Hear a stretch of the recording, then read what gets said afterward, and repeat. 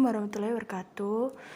Di sini saya akan mempresentasikan hasil SAP yang telah saya buat. SAP yang telah saya buat berjudul Bahaya Minuman Beralkohol. Topiknya perilaku hidup menyimpang, pokok pembahasan bahaya minuman beralkohol. Sasarannya, maaf sebelumnya itu salah ketik, belum saya hapus. Sasarannya itu sebenarnya mahasiswa dan mahasiswi kampus vokasi keperawatan UNER Lamongan. Lalu tempatnya di kampus vokasi keperawatan UNER Lamongan, harinya Jumat pertanggal 16 Desember 2022, waktu 30 menit. Penyuluhnya dengan saya sendiri, yaitu Ayu Fitra Hendrawati. Pada bagian pertama, tujuan instruksional umum. Pada akhir proses penyuluhan, peserta diharapkan dapat mengetahui dan memahami tentang pengertian bahaya mengkonsumsi alkohol. Peserta memahami pengertian, jenis, serta dampak apa buruk apa saja yang dapat diakibatkan dari minuman beralkohol, cara pencegahan dan kandungan apa saja yang terdapat pada minuman beralkohol tersebut. Yang kedua, ada tujuan instruksional khusus. Setelah dilakukan penyuluhan selama 30 menit, peserta mampu menjelaskan kembali. 1. Menjelaskan pengertian tentang minuman beralkohol. 2. Menyebutkan isi kandungan minuman beralkohol. Yang ketiga, menyebutkan bahaya minuman beralkohol bagi organ tubuh. Yang keempat, menyebutkan macam-macam minuman beralkohol. Yang kelima, menjelaskan penyebab orang mengkonsumsi minuman beralkohol. Yang keenam, menyebutkan pencegahan minuman beralkohol. Sasarannya mahasiswa dan mahasiswi kampus vokasi keperawatan Lamongan, di mana tempatnya yaitu kampus vokasi keperawatan UNER Lamongan. Kapan kegiatan penyuluhan tersebut dilaksanakan, yaitu pada hari Jumat bertanggal 16 Desember 2022. Pokok bahasan. Yang pertama, pengertian minuman beralkohol. Yang kedua, isi kandungan minuman beralkohol. Yang ketiga, bahaya minuman beralkohol bagi organ tubuh. Yang keempat, macam-macam minuman beralkohol. Yang kelima, penyebab orang mengkonsumsi minuman beralkohol. Yang enam, pencegahan minuman beralkohol. Metode yaitu ceramah dan tanya jawab. Media terdapat laptop dan leaflet. Kegiatan penyuluhan, ada pendahuluan selama 5 menit. Kegiatan penyuluhnya, yang pertama beri salam, memperkenalkan diri, menjelaskan tujuan penyuluhan dan materi yang akan disampaikan. Peserta menjawab salam, mendengarkan, serta memperhatikan. Metode ceramah, media, laptop, dan leaflet. Yang kedua, ada tahap penyajian, yaitu selama 30 menit. Kegiatannya, yang pertama menjelaskan materi. Di dalam materi tersebut terdiri tentang pengertian beralkohol, menjelaskan isi kandungan minuman beralkohol serta bahaya minuman beralkohol, bagi organ tubuh, macam-macam minuman beralkohol, penyebab orang mengkonsumsi minuman beralkohol, pencegahan meminum minuman beralkohol, dan yang kedua terdapat memberikan sesi bertanya jawab. Peserta menyimak dan mendengarkan. Metode ceramah dan tanya jawab, media, laptop, serta leaflet. Yang di penutup ada 5 menit, yaitu menyimpulkan dan memperhatikan hasil penyuluhan. 2. Menutup acara dengan salam penutup, dan peserta mendengarkan dan memperhatikan kesimpulan. Yang kedua, menjawab salam. Kriteria pemantauan. Yang pertama, hasil input, yaitu kegiatan penyuluhan dihadiri minimal oleh 5 peserta. Media penyuluhan yang digunakan laptop serta leaflet. Waktu kegiatan penyuluhan adalah 30 menit. Tempat penyuluhan adalah di ruang perpustakaan. Para pengorganisasian penyuluhan disiapkan beberapa hari sebelum kegiatan penyuluhan. Proses. Peserta aktif dan antusias dalam mengikuti kegiatan penyuluhan. Tidak ada peserta yang meninggalkan kegiatan penyuluhan. Narasumber menguasai materi dengan baik. Output. Setelah dilakukan kegiatan penyuluhan, peserta mengerti dan memahami materi penyuluhan. D. Outcome. Setelah dilakukan kegiatan penyuluhan, ada perubahan perilaku kesehatan yang lebih baik. Yang keempat, evaluasi. A. Evaluasi struktur. 1. Peserta menyepakati kontrak untuk dilakukan penyuluhan. 2. Media tersedia dengan kebutuhan. 3. Materi penyuluh telah disiapkan. 4. Tempat kegiatan telah disiapkan. B. Evaluasi proses. Yang pertama, waktu penyuluhan dilaksanakan sesuai kesepakatan. 2. Komunikator dapat menyampaikan materi dengan baik dan lancar. 3. Peserta dapat mengikuti acara sampai dengan selesai. 4. Peserta selalu antusias mengikuti kegiatan dengan banyak bertanya. 5. Selama kegiatan berlangsung, peserta tidak ada yang meninggalkan tempat. C. Evaluasi hasil 80% dapat menjelaskan kembali 1. Pengertian minuman beralkohol, 2. Isi kandungan minuman beralkohol, 3. Bahaya minuman beralkohol bagi organ tubuh, 4. Macam-macam minuman beralkohol, 5. Penyebab orang mengkonsumsi minuman beralkohol, yang ke-6. Pencegahan minuman beralkohol.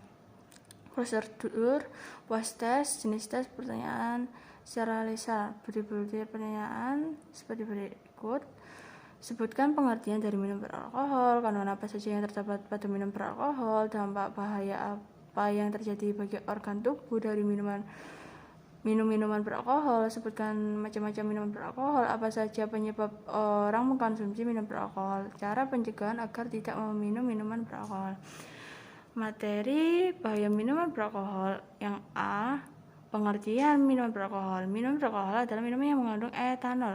Ada berbagai jenis alkohol yang biasa ditemukan dalam minuman keras. Ada etili alkohol atau biasa dikenal hanya alkohol atau etanol. Sedangkan yang disebut spiritus adalah metili alkohol atau biasa disebut dengan metanol. Menurut Purwodarminto 2000, alkohol adalah nama zat cair yang memabukkan. Etanol yang diproses dari bahan pertanian yang mengandung karbohidrat dengan cara fermentasi dan distilisasi atau fermentasi tanpa distilisasi.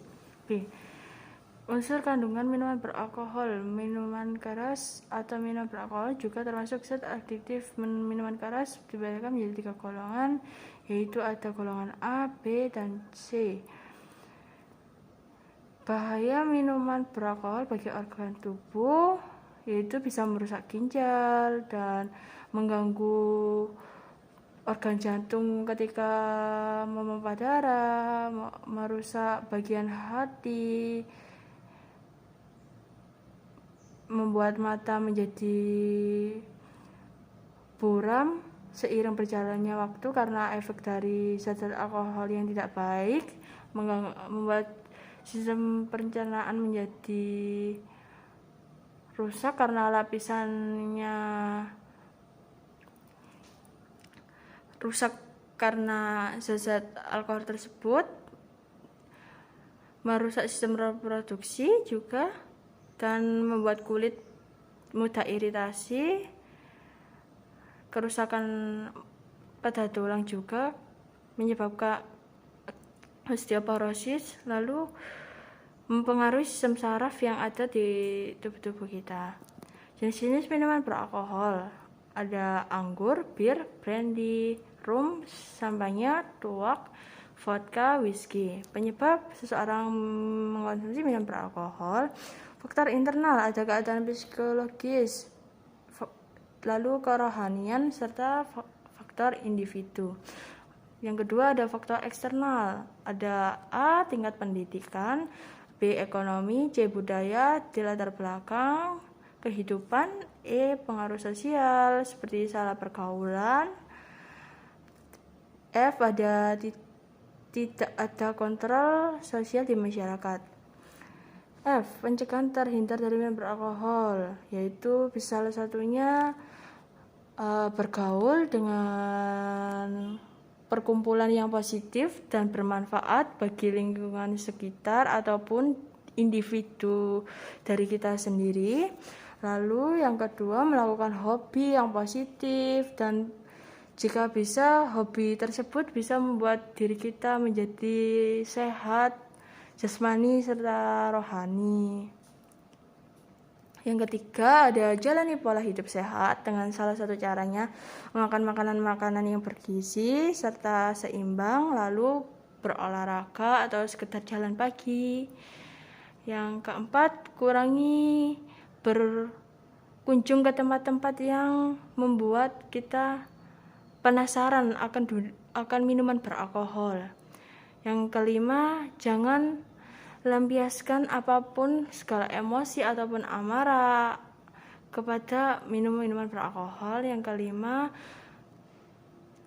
keenam, sebisa mungkin kita belajar memahami dampak buruk bagi tubuh kita ataupun bagi tubuh kita atau diri kita sendiri ke depannya ketika kita terlalu sering untuk mengkonsumsi hal yang tidak baik, contohnya salah satunya minuman beralkohol. Oke, sekian presentasi dari saya. Assalamualaikum warahmatullahi wabarakatuh.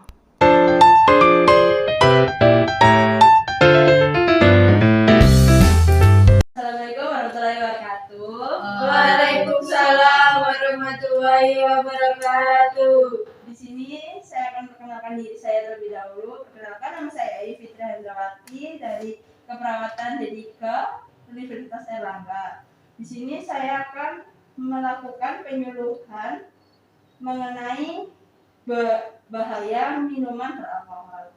Sebelumnya saya akan menyebarkan leaflet yang sudah saya sediakan terlebih dahulu.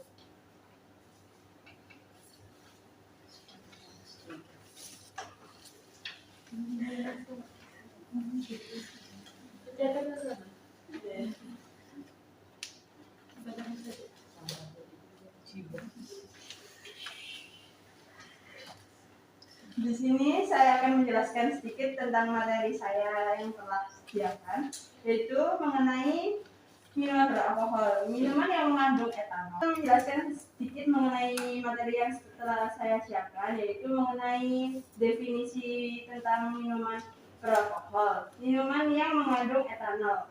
Etanol adalah bahan psikoaktif dan konsumsinya dapat menyebabkan penurunan kesadaran terhadap orang yang mengonsumsi minuman tersebut. Di berbagai negara, penjualan minuman beralkohol ini dibatasi usianya, dan yang diperbolehkan hanya usia legal yang sudah memiliki seperti sejenis KTP. Bila dikonsumsi secara berlebihan dan terus-menerus dapat merugikan dan membahayakan kesehatan baik jasmani, rohani maupun bagi kepentingan perilaku dan secara berpikir kejiwaan.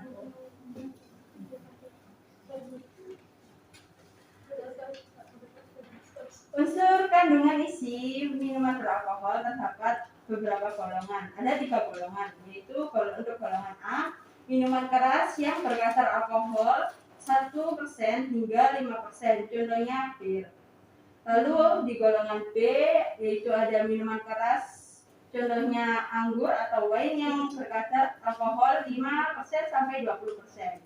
Selanjutnya yang terakhir ada golongan C, kadar etanol 20% hingga 45%, misalnya arak, whisky, dan vodka.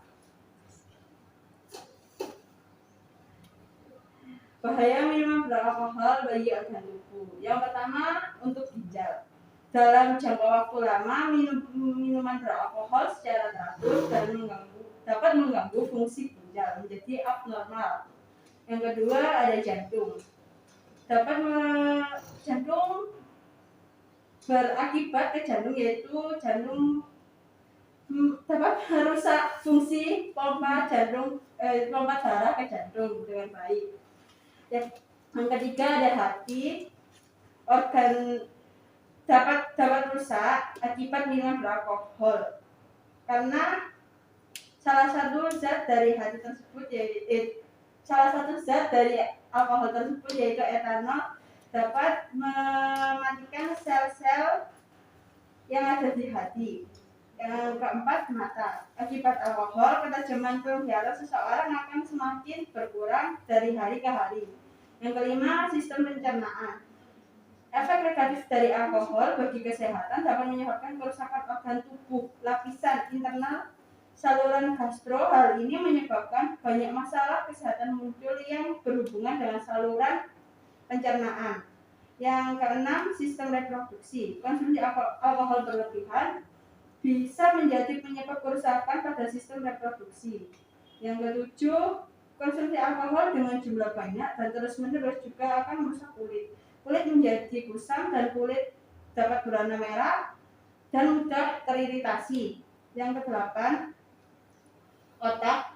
Bagi yang mengonsumsi minuman beralkohol paling tidak 3 kali sehari beresiko mengalami kerusakan tulang. Yang kesembilan, ada kerusakan yang terjadi pada otak dan sistem saraf pusat. Untuk beberapa fungsi utama bisa rusak karena efek alkohol, mengonsumsi alkohol berlebihan. Contohnya mempengaruhi sistem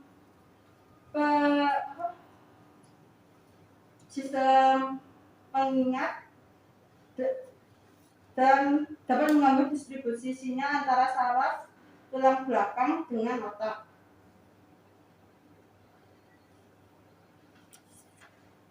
Ada beberapa penyebab kenapa seseorang meminum alkohol. Salah satunya yaitu keadaan psikologis, terjadi ketika individu tersebut mengalami stres berat.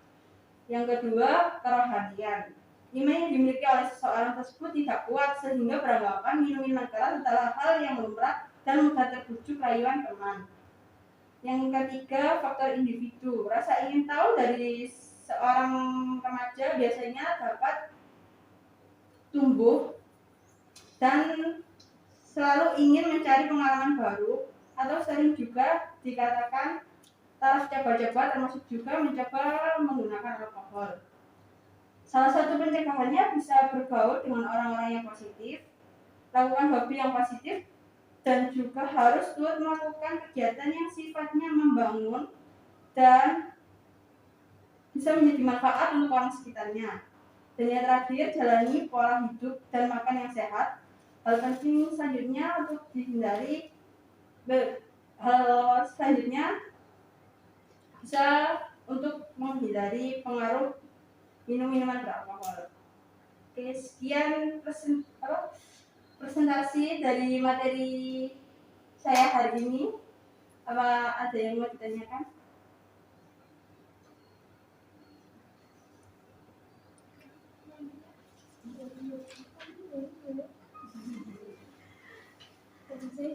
Mau tanya Mbak, tadi kan Mbaknya sempat jelasin salah satu kandungan dari alkohol yang berbahaya untuk hati itu etanol. Gimana dampaknya? Maksudnya itu kayak apa sih dampak dari etanol itu buat hati? Kok bisa sampai berbahaya itu? Yang diakibatkan dari si etanol itu apa? Misalnya kan saya pernah ketemu sama orang yang emang suka minum minuman keras kayak gitu. Kok perutnya besar gitu loh Pak. Jadi kayak emang meskipun dia kurus itu kelihatan kalau dia buncit karena mungkin karena pengaruh dari minuman beralkohol itu. Jadi saya pengen tahu. Terima kasih.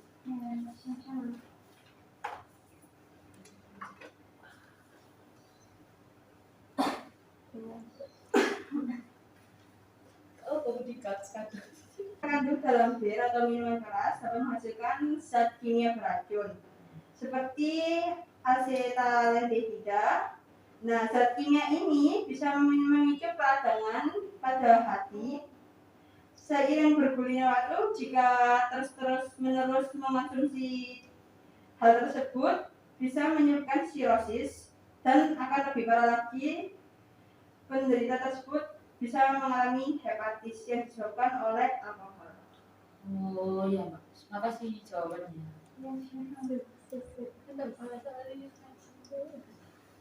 Baiklah. Mbak, saya mau tanya, Ya, silakan Mbak Mega.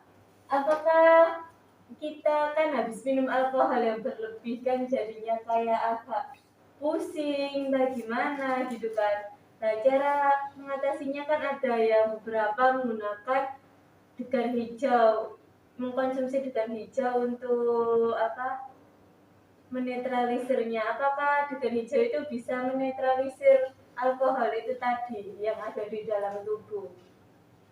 Oke, saya akan menjawab pertanyaan dari Mbak Mega. bisa menggunakan air kelapa muda untuk menetralisir alkohol karena kelapa muda memiliki kandungan kalium, sedikit kalori, dan natrium. Kandungan natrium di dalam kelapa muda inilah yang akan menghentikan cairan hilang di dalam tubuh selepas meminum alkohol dalam jumlah berlebihan. Iya, bisa. Oke, penyuluhan pada hari ini saya akan akhiri. Mohon maaf bila ada salah kata. Wassalamualaikum warahmatullahi wabarakatuh. Waalaikumsalam warahmatullahi wabarakatuh. Kalau tidak dimaafkan gimana?